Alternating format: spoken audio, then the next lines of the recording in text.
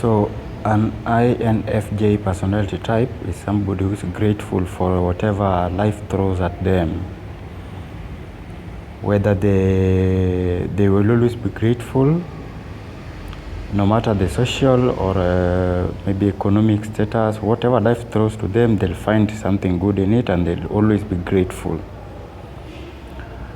Then an INFJ has, even though he's an introvert, he has an extroverted feeling. As in, to explain that, an INFJ is somebody that when he sits down with you, when he talks to you, he knows your feeling. He feels whatever you're feeling. If you're in pain, or if you're happy, or if you're sad, they have that feel. They can borrow your feeling, and they feel exactly how you feel. So that is why an INFJ is sometimes called the counselor, because when you have an issue, when you approach him, or when you discuss an issue with him, as you talk to him, he has your feeling at heart. So that is also an INFJ. Then another one of an INFJ personality is that an INFJ personality does not care about social approval or attention. I already said that.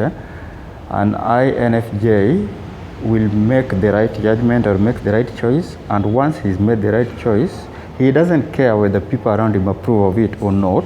He will stick to what he knows is right, because he makes the choice after a thorough scrutiny of whatever the situation is. So once he makes a choice, he doesn't care whether who is approving or who is not approving, or whether many people, he doesn't care. Then another one, an INFJ does not go with the flow. An INFJ does not follow the masses.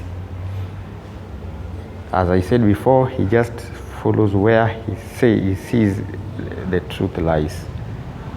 That's where he sticks. He doesn't follow the masses. He doesn't follow the crowds, and he doesn't go with the.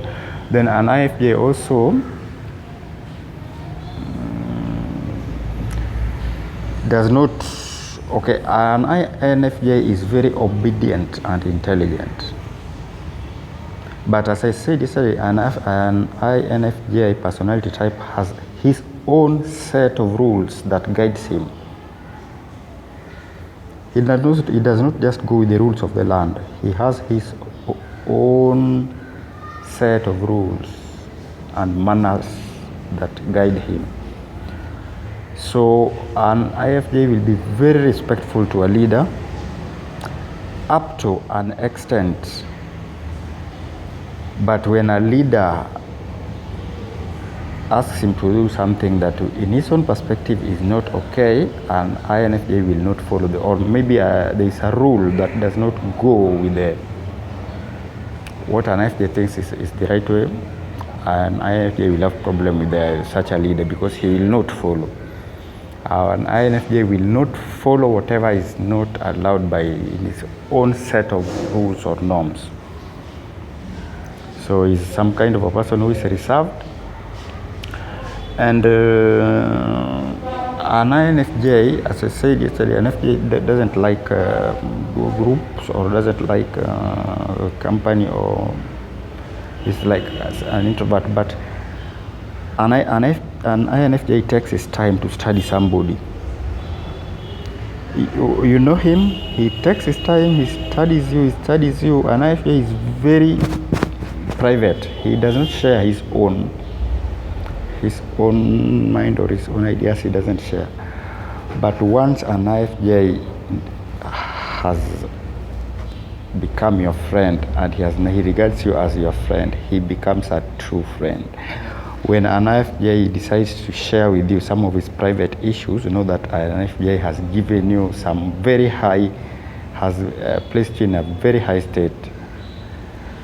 He rarely gives his private, or maybe his feeling, or his private issue or his private life, or he does not tell anybody about him. He's a good listener. He will listen to you. An INFJ does not like talking. He is a good listener. He will listen. He will listen and listen and listen. At the end of the conversation, he will summarize. He will say something to summarize the conversation. But he will not interrupt you when you're talking. He will listen to you. He will not disrupt you. That's an INFJ. Then an INFJ also has his standards and expect his people, the people now he trusts. Once you've reached a state where an INFJ trusts you, he expects you, he has a very high expectations. He expects you, he gives his own standards. That is why INFJs have even problems with their spouses, or maybe say marriage. Because once he's a man and you become his girlfriend, he sets standards. Because before he allows you to be his girlfriend, or maybe he's a lady and you're his boyfriend, before he allows you, he must first of all put you through thorough scrutiny so that you can be, after some time, but once you are qualified and you have become his partner, he has very high standards. I told you this guy is very, very moral. He has very high morality standards. So he will expect the partner or the close friend to have the same high standard morals. So that is an INFJ for you. So we're saying by at the end of this discussion, I think we are going to do around 4 or 5 videos about INFJ. At the end of this discussion, before we move to another personality type, you will be able to know whether you have encountered an INFJ, because I told you they're the rarest personality traits in the world. So at the end of our discussions about the INFJ, you'll be able to know if you are maybe one, or maybe if you have encountered an INFJ before. But just be present here. We'll discuss more about INFJ personality, and at the end of our discussion about before we move to the other personality type, you'll have understood what an INFJ personality, the rarest personality trait that forms around less than 1% of the people, is. Otherwise, for now, just have a wonderful day. Thank you.